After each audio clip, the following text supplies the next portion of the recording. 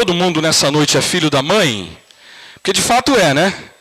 Hoje eu estava indo para a casa da minha mãe e falei, olha, tinha um monte de filho da mãe procurando ir para a casa das suas mães hoje.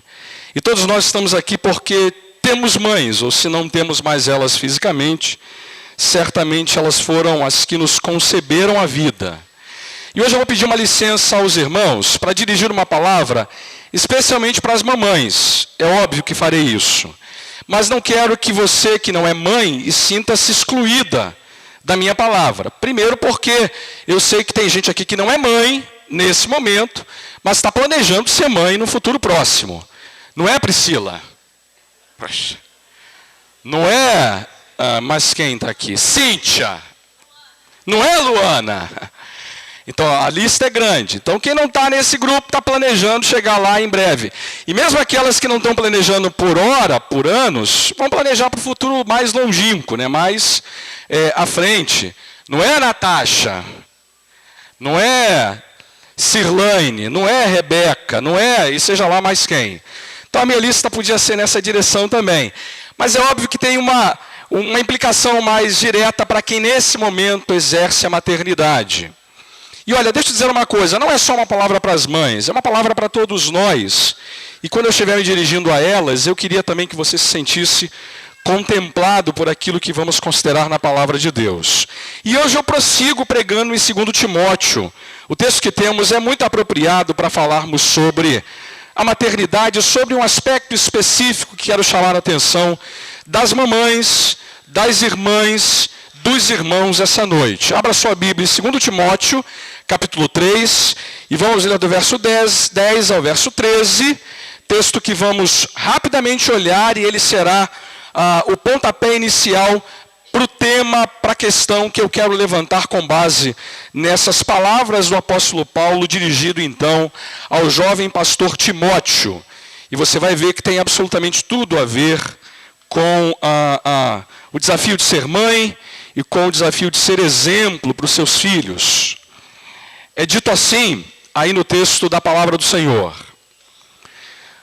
Tu, porém, tens seguido de perto o meu ensino, procedimento, propósito, fé, longanimidade, amor e perseverança. As minhas perseguições e os meus sofrimentos, quais me aconteceram em Antioquia, Icônio e Listra, que variadas perseguições tenho suportado. De todas, entretanto, me livrou o Senhor. Ora, todos quantos querem viver piedosamente em Cristo Jesus serão perseguidos. Mas os homens perversos e impostores irão de mal a pior, enganando e sendo enganados. Tem aqui o texto da palavra do Senhor em 2 Timóteo 3, de 10 a 13.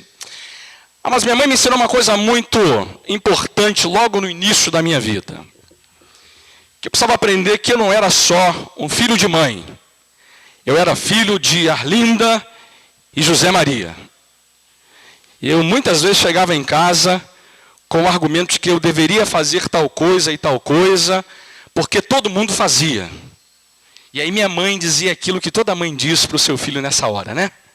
Você não é todo mundo. Você é o meu filho. E o meu filho não se comporta como todo mundo. E eu já sabia de cara que esse argumento não colava com a minha mãe. Aquela pernambucana arretada, que não tinha medo de estabelecer limites na relação com os filhos. Essa linguagem de você não é todo mundo, você é o meu filho, é exatamente a motivação que está por trás do apóstolo Paulo ao dirigir essas palavras para Timóteo. Eu leio esse texto e me dá a impressão clara de que ele está aqui exatamente assumindo essa posição quase de pai, para usar essa linguagem quase de mãe, dizendo para Timóteo assim, olha, Timóteo, o tempo é difícil, está todo mundo sendo egoísta, avarento, preocupado com os prazeres, orgulhoso, vivendo da maneira que está vivendo, mas tu, porém, tens seguido de perto o meu ensino, tu sabes quem eu sou, tu Tu sabes o que eu tenho vivido com a minha vida de fé, de propósito, de longanimidade, de amor, de esperança. Tu sabes das minhas perseguições, dos meus sofrimentos. Eu passei lá por Antioquia, Icônio e Listra. Listra era a cidade natal de Timóteo. Tu sabes que eu sofri muito para servir a Deus. E Deus sempre me livrou. E eu até quero lembrar para você uma coisa, Timóteo. Olha, quem quer servir a Cristo vai passar por perseguição. Mas quem anda como impostor e perverso, Timóteo, parece até a mãe dizendo, né? Vai ser enganado. Vai ser levado ao engano.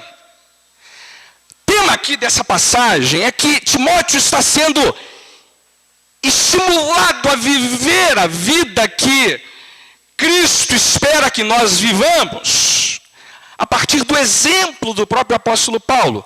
Olha, Timóteo, você viu de perto quem eu sou, como eu ando, o que eu faço, quais são as minhas prioridades. Eu espero que isso te ajude a caminhar daqui para frente, a partir do meu exemplo, fazendo aquilo que de fato Deus espera que você faça com a sua vida, Timóteo. A gente cantou isso essa noite muitas vezes, né?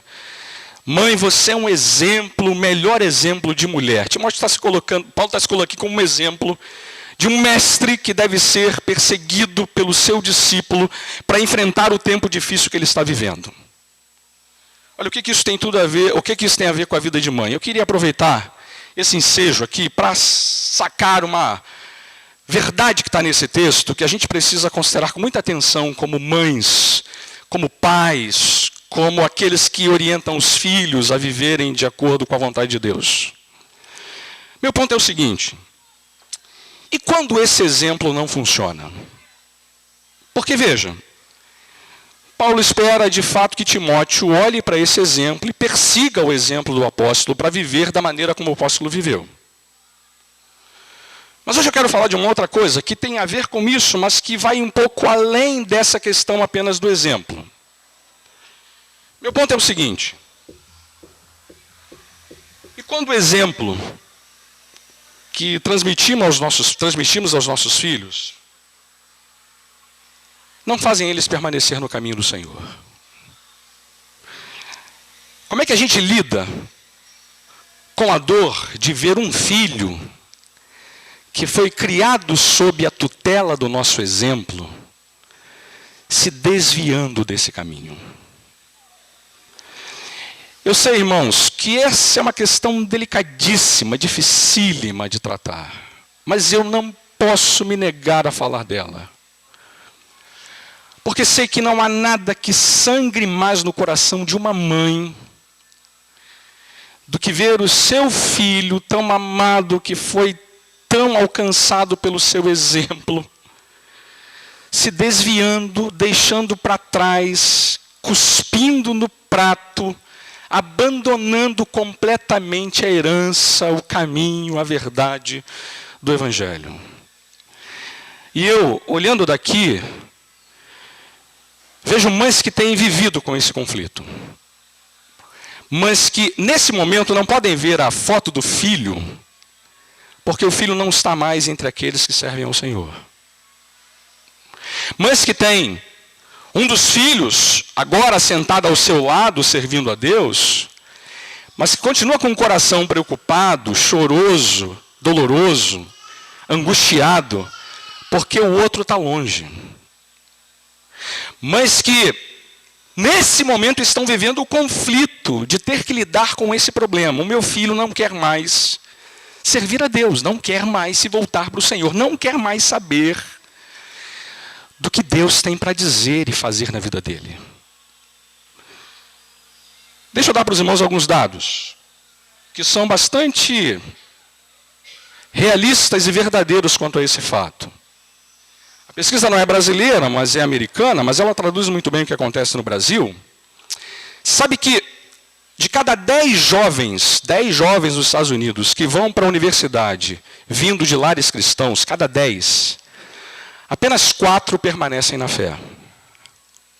Em geral, 60% dos jovens que, depois de saírem do ninho da sua casa, do conforto do lar, da influência dos pais, revelam de fato aquilo que eles sempre quiseram fazer e nunca tiveram oportunidade de fazê-lo.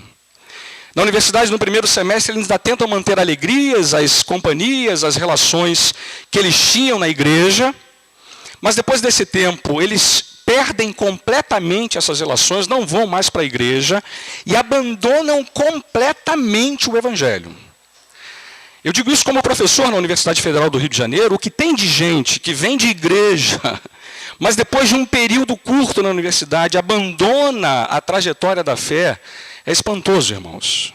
E muitos desses filhos são, inclusive, filhos de pastores, que também aproveitam-se desse momento para romperem definitivamente com esse exemplo, com essa orientação recebida em casa. O ponto é, como é que a gente lidar com isso? Quando esse exemplo não produz o resultado desejado. Eu tenho algumas coisas práticas para dizer às irmãs. Eu espero poder desembaraçar essa questão, porque ela de fato é uma realidade muito difícil, mas também espero poder aplicar algumas verdades que a Bíblia nos dá como orientação em casos assim. E eu não estou com isso, irmãos, longe de mim esteja a fazer tal coisa, prevendo que isso vai acontecer com seus filhos. Espero que nunca aconteça. Mas olha, isso pode acontecer. E eu não posso enganá-lo quanto a isso. Gente muito mais crente do que eu enfrenta problemas nessa área. E, portanto, eu não vou aliviar a dificuldade desse tema, fazendo você acreditar que as coisas sempre funcionam automaticamente, quando na verdade não são assim. Eu tenho umas coisas para dizer, talvez 5 ou 6, e vou começar pela primeira dizendo o seguinte. A Bíblia está repleta de casos de pais que tiveram que conviver com a perda, o afastamento, o desvio dos seus filhos. Eu vou dar para você um panorama rápido sobre isso, começando por Eva. Eu não sei se você vai concordar comigo, mas para mim Eva se converteu e está no céu. Mas Eva foi uma mãe que teve que lidar com um problema dificílimo na vida dela, nos 2 primeiros filhos que ela teve. Um deles, chamado Caim, não só matou o irmão, como também estabeleceu uma religião contra Deus. Isso já na primeira geração entre os seres humanos. Para você ter ideia de que lá nos primórdios da Escritura o problema já aparecia de uma mulher que havia sido temente a Deus, mas que viu perpetuar no seu filho, no Caim especialmente, uma rebelião tamanha que fez ele matar o seu próprio irmão. Se a gente avança um pouco mais, a gente vai lembrar de Rebeca. Não a nossa Rebeca. Rebeca, esposa de Isaac, que teve também 2 filhos, Esaú e Jacó. Você lembra o que aconteceu com esses 2 irmãos? Um deles era um malandro de carteirinha, um 7-1 de carteira, o Jacó. Suplantava e passava a perna em todo mundo. E o outro era Esaú, que tentou a vida inteira matar o seu irmão. Se desviou a tal ponto dos caminhos do Senhor que ele queria intentar contra a vida do irmão, porque vendeu a primogenitura por um prato de guisado. A Bíblia chega a dizer que Esaú pegou esposas que não eram do povo de Deus, e essas mulheres eram uma aflição para o coração de Rebeca e de Isaac. Você sabe que eu tenho um filho que casou com uma esposa, e essa nora vira um problema gigantesco para a sua vida? Foi porque o filho havia se desviado, e tudo mais aconteceu com o resultado disso. Depois você vai para Jacó, com Lia e Raquel, que são 2 mães também que vivem a aflição de terem 12 filhos, na verdade 10 de Lia e 2 de Raquel, e os 10 filhos de Lia se voltam contra um dos filhos de Raquel e tentam matá-lo, vende ele lá como escravo, e você já sabe da história. Esses 10 irmãos, filhos do pai que era patriarca, não seguiram o exemplo do seu pai, Jacó. Se eu pular um pouco mais, irmãos, eu podia falar de Davi. Davi, a situação é mais delicada ainda. Davi. Se é de se lembrar, Davi, irmãos, teve um filho chamado Aminon, que estabeleceu uma relação incestuosa com a sua irmã Tamar. Para ficar mais complicada a situação, o outro filho dele, chamado Absalão, matou Aminon. E esse Absalão depois ficou tentando matar o seu próprio pai, a ponto de Davi ter que fugir do seu pai. Imagina o que é para o coração de um pai ter que fugir do seu filho que quer matá-lo. E esse era o homem segundo o coração de Deus. Eu podia ir mais à frente. Mas há um que é impressionante, que é envolvendo a vida do profeta, do juiz Samuel. Abra sua Bíblia rapidinho. Em 1 Samuel 8, de 1 a 5. Olha o que acontece com os filhos de Samuel e a herança que esses filhos rejeitam com relação ao seu pai. Primeiro livro de Samuel, capítulo 8. Versículos de 1 a 5. Eu tenho pouco tempo, então eu vou ler mais esse e mostrar, com esse último exemplo, que o problema é muito mais frequente na Bíblia do que a gente imagina. Diz assim: tendo Samuel envelhecido, constituiu seus filhos por juízes sobre Israel. O primogênito chamava-se Joel, e o segundo Abias, e foram juízes em Berseba. Porém seus filhos não andaram pelos caminhos dele, antes se inclinaram à avareza, e aceitaram subornos, e perverteram o direito. Então, os anciãos de todos de Israel se congregaram e vieram a Samuel a Ramá, e lhes disseram: veja, estás velho, e teus filhos não andam pelos teus caminhos. Constituí-nos, pois, agora um rei sobre nós para que nos governe, como o tem todas as nações. Você vê? Um homem temente a Deus, Samuel, tem dois filhos, Abias e Joel, que não só não servem a Deus, não andam de acordo com o que o pai havia deixado e ensinado para eles, como o povo já não suporta, mas a gente não quer teus filhos não, Samuel. Teus filhos são avarentos, eles não prestam. Nós queremos uma mudança de regime, não queremos mais juízes, queremos agora um rei. Isso foi motivado pelo comportamento desses filhos, que tiveram o melhor juiz e o melhor governador da história de Israel naquele tempo. É bom que a gente entenda uma coisa aqui quando eu digo isso. Portanto, meu ponto é o seguinte: na Bíblia há muitos exemplos de que nem sempre os filhos são influenciados positivamente, ou melhor, vivem de acordo com a herança que receberam dos seus pais. E aconteceu uma coisa curiosa no tempo do profeta Ezequiel. O povo do tempo do profeta Ezequiel estava tentando estabelecer uma relação de causa e efeito entre essas duas coisas.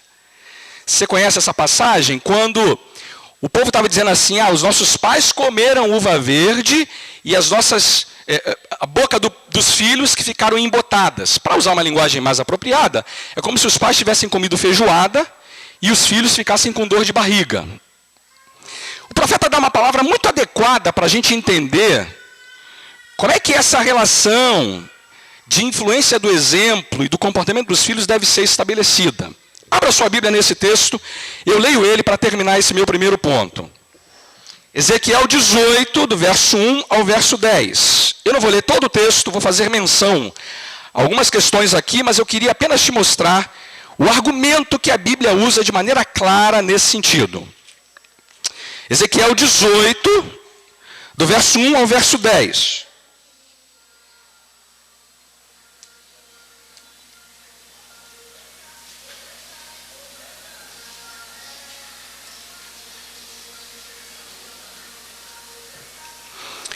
Ele diz assim: veio a mim a palavra do Senhor dizendo: que tendes vós que acerca da terra de Israel proferis esse provérbio, dizendo: os pais comeram uvas verdes e os dentes dos filhos é que se embotaram. Tão certo como eu vivo, diz o Senhor Deus, jamais direis este provérbio. Eis que todas as almas são minhas, como a alma do pai, também a alma do filho é minha.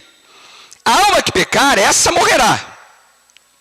Sendo, pois, o homem justo e trazendo juízo e justiça, não comendo carne, nem levantando os olhos para os ídolos, nem contaminando a mulher do seu próximo, nem se chegando à mulher da sua menstruação, não oprimindo a ninguém, tornando o dever a coisa penhorada, não roubando e por aí vai. Vou pular para o verso 10. Esse é o homem, um homem justo. Veja o verso 10. Se ele gerar um filho ladrão, isso é possível, um homem justo, reto, que anda nos caminhos de Deus, e o filho dele é ladrão. Se ele gerar um filho ladrão, veja o texto, derramador de sangue, e que fizer a seu irmão qualquer dessas coisas, e não cumprir todos aqueles deveres, mas antes comer carne, fazer tudo que o pai não fez. Veja o verso 13, pulei mais uma vez. Todas essas abominações ele fez, e será morto. O seu sangue será sobre ele. E aí, o profeta vai dizer o inverso também, do verso 14 em diante. Eu não vou ler, mas ele está dizendo o seguinte: pode acontecer o contrário. Um pai que é ladrão, blasfemador, desobediente, não temente a Deus, gerar filhos que são tementes, que se convertem, que vivem para o Senhor. Eu não nasci num lar, irmãos, em que o evangelho era ensinado. Os meus pais faziam batuque, batucada, pagode, todo final de semana na minha casa. Era o lugar de encontro dos parentes nordestinos que vinham para beber. Não vou nem dizer o que era, sei lá o que eles bebiam. Eu lembro que tinha um tio chamado Danda. Eu tinha um medo daquele tio. Que ele só andava bêbado na casa. E eu vivia num ambiente onde nada do evangelho era ensinado. É só para lembrar o seguinte: a responsabilidade do filho é dele e apenas dele. Olha, isso não quer dizer que não seja importante a influência, o exemplo, mas há um limite para essas coisas. Há um momento em que o próprio filho assume a responsabilidade de se afastar, de romper, de não seguir o exemplo e colher as consequências disso. A palavra de Deus está dizendo que é possível sim, e é mais frequente do que a gente gostaria de admitir, filhos que não perpetuam o exemplo deixado pelos pais. Isso não elimina, sob hipótese alguma, a responsabilidade que eles têm. A alma que pecar, essa morrerá.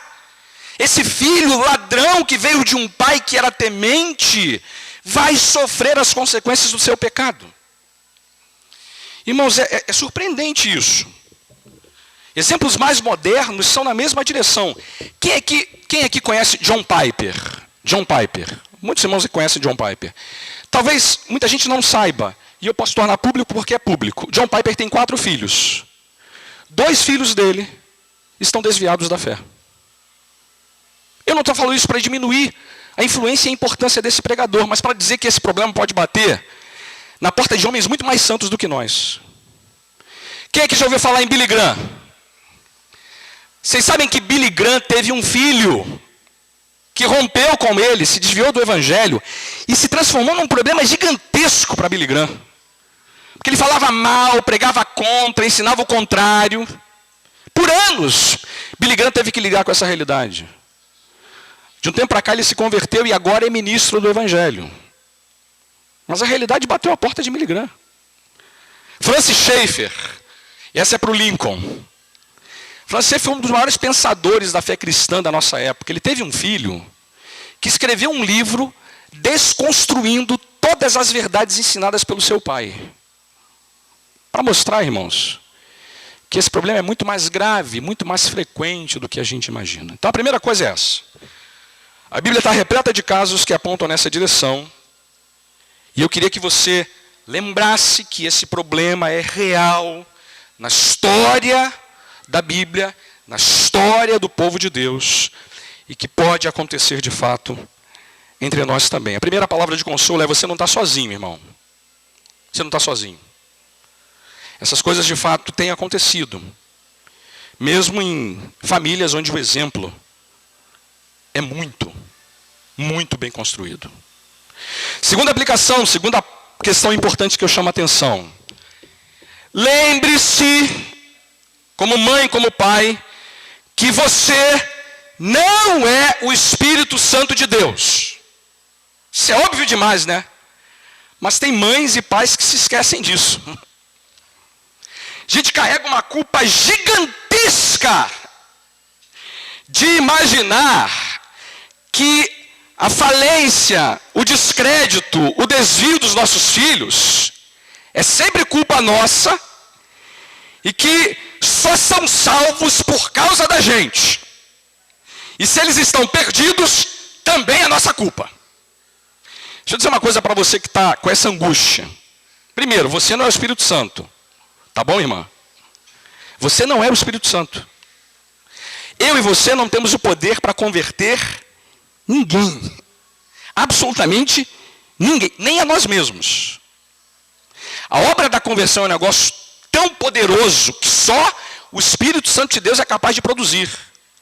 É regeneração, é nova vida, é ressurreição espiritual. E eu e você não temos o poder de ressuscitar mortos. Isso só quem faz é o Espírito Santo de Deus. E quando eu falo isso, irmãos, eu acho que a gente precisa lembrar como pais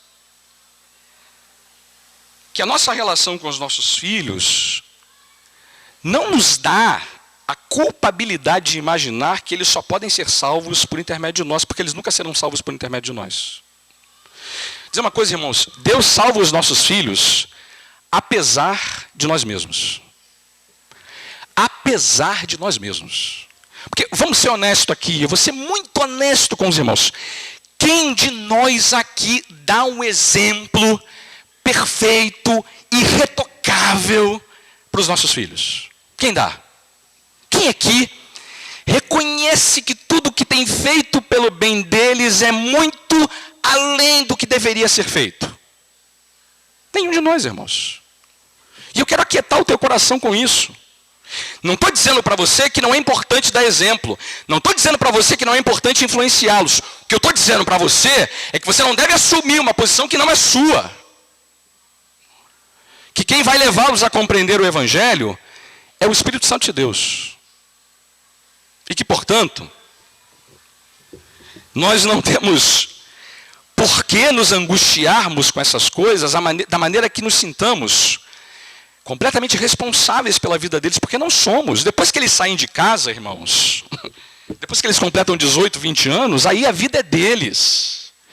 A gente espera que eles sejam levados a refletir sobre o que aprenderam em casa, mas aí é responsabilidade deles, irmão. É importante que a gente mantenha esse limite.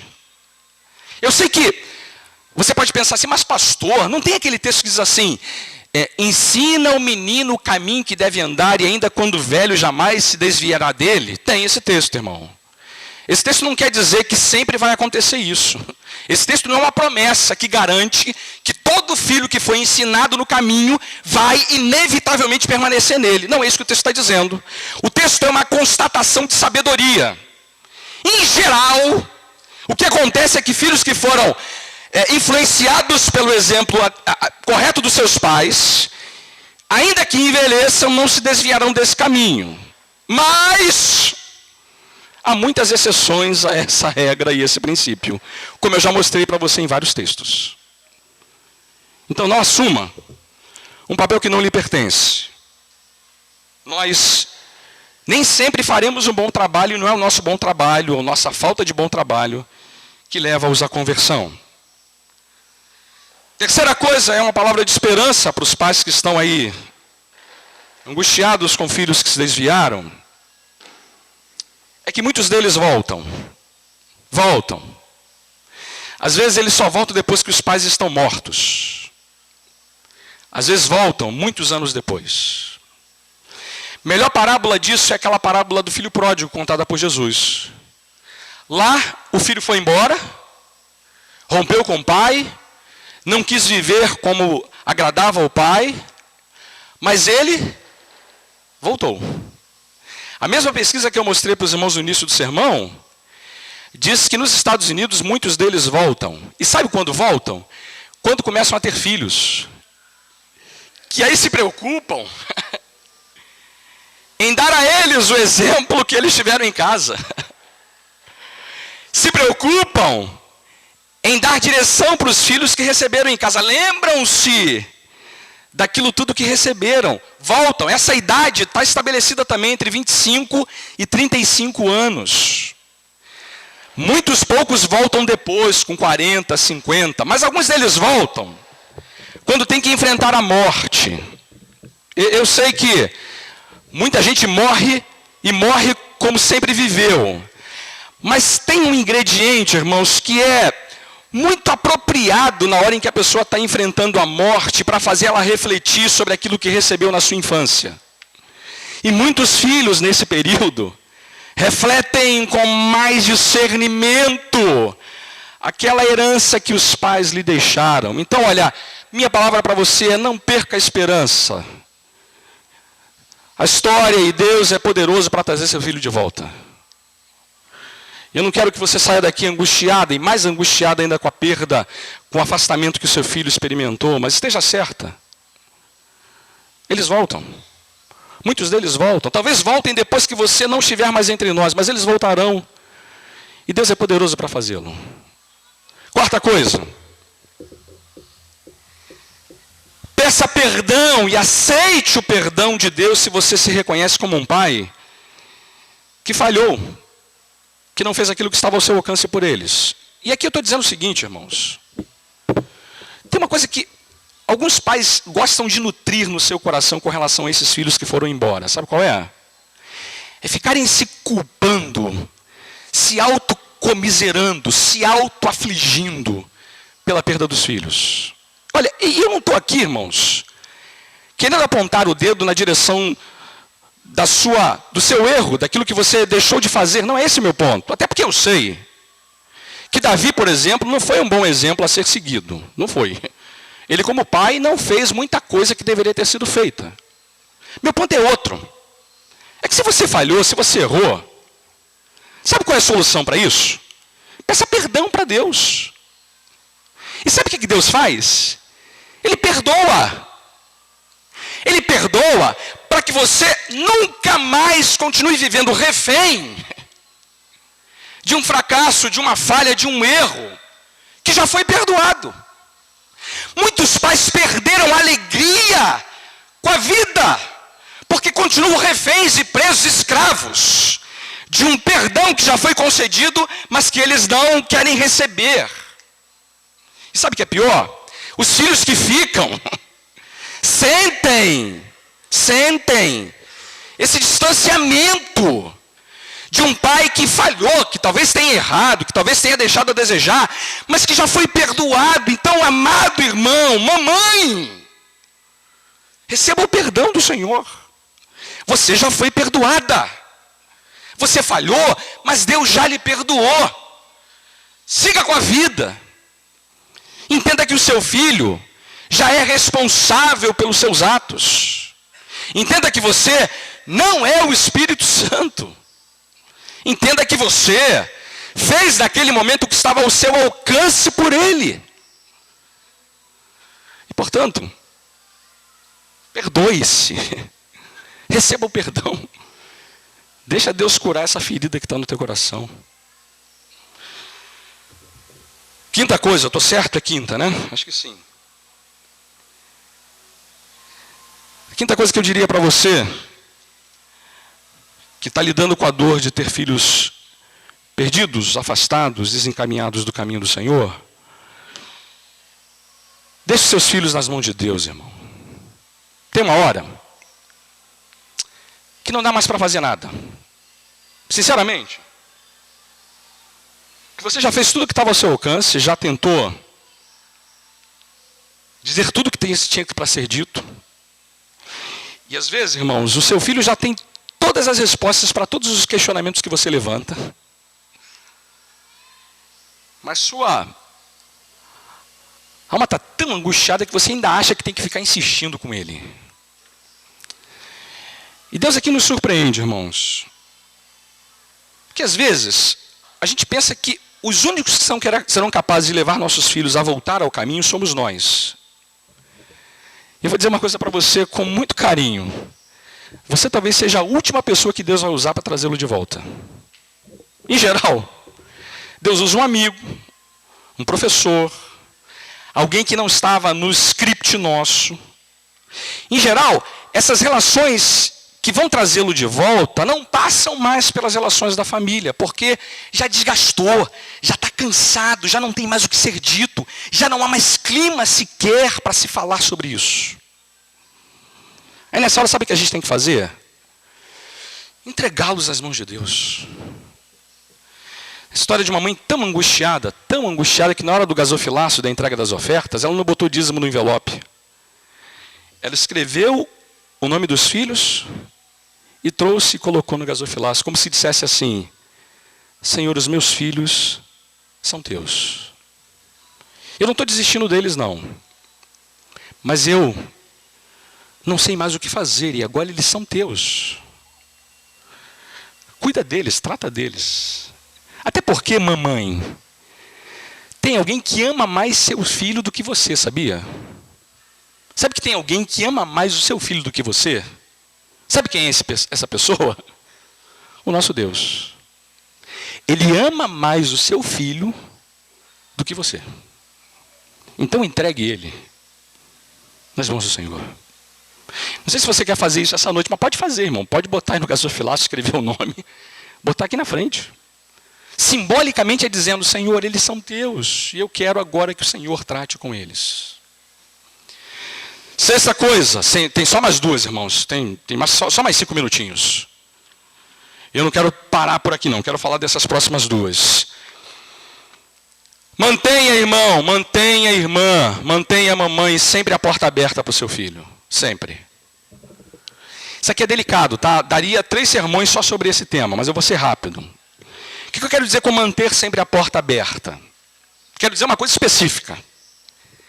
É quando a gente está nesse conflito do filho que se afastou, e a gente está ali naquela briga, naquele desentendimento, a primeira coisa que a gente faz é querer ganhar a briga com o filho. É querer botar para fora todo o nosso ressentimento, a nossa mágoa, a nossa chateação com aquela situação. E aí a gente fecha a porta de casa e a porta do coração para ele. A gente dá a entender que ele não é mais bem-vindo em casa. Filhos que voltam para casa são filhos que sabem, reconhecem e experimentam que a sua mãe e o seu pai estão sempre com a porta da casa e do coração aberto para eles. Isso é delicado, irmão, porque a gente quer revanche nessa hora. Quer estabelecer que não vai entrar não tem mais a chave, não quero saber, se vira, não quero ver nem mais pintado de ouro. Eu diria para você fazer o contrário. Eu li uma história do Timothy Keller, que é um pregador que eu fui muito nos Estados Unidos na igreja dele, cujo irmão dele pegou AIDS, era um homossexual. E no relato que ele dá no livro, ele diz assim: os meus pais nunca fecharam a porta de casa para o meu irmão. Eles discordavam de tudo que ele fazia, mas nunca deixaram a mensagem de que ele não era amado. Ele era sempre bem-vindo. E no dia que ele teve que ficar internado, sem condições de fazer quase mais nada, foram os meus pais que se colocaram ao lado dele para cuidar dele. Então, irmão, eu sei que isso é difícil, mas essa história está no filho pródigo. Você lembra o que acontece no filho pródigo? O pai está todo o tempo na sacada da casa, olhando para ver se o menino volta. É hoje que ele vai voltar, hoje ele volta. O coração está sempre aberto, a casa está sempre pronta. E quando ele chega, não tem discussão, é festa. É bezerro novo, é anel no dedo, é roupa nova. O irmão mais velho é que fica contrariado, né? Aquela visão legalista, moralista. Ah, mas esse menino aí vai, faz o que faz e agora tem que ter festa para ele. É, esse aí estava perdido e foi achado, estava morto e reviveu. Meu coração sempre esteve aberto para ele. Nunca feche a porta do seu coração para o seu filho, nunca. Isso vai envolver coisas delicadas, talvez ter que dar dinheiro, pagar o aluguel, dar a chave do carro, não sei, irmão.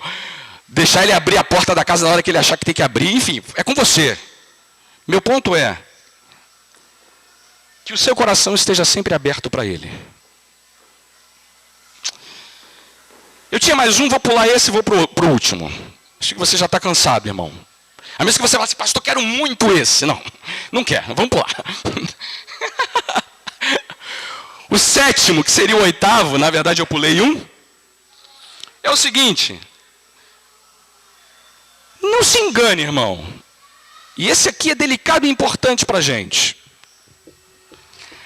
As relações familiares só durarão nesta vida.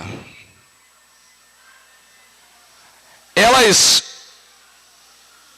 serão muito menos importantes. E eu diria mais, elas desaparecerão diante das relações espirituais que nós temos agora. Nós valorizamos demais, às vezes, coisas que a Bíblia relativiza. E eu não estou dizendo com isso que as relações entre pais e filhos, marido e esposa não sejam importantes. Eles são importantes, devem ser cultivados, devem ser trabalhados. Mas eles não durarão para sempre. Jesus, em 2 ocasiões, fala claramente sobre isso. E eu quero ler esses 2 textos como esse meu último ponto e término do sermão. Abra sua Bíblia em Marcos 3, de 31 a 34. Marcos 3, de 31 a 34.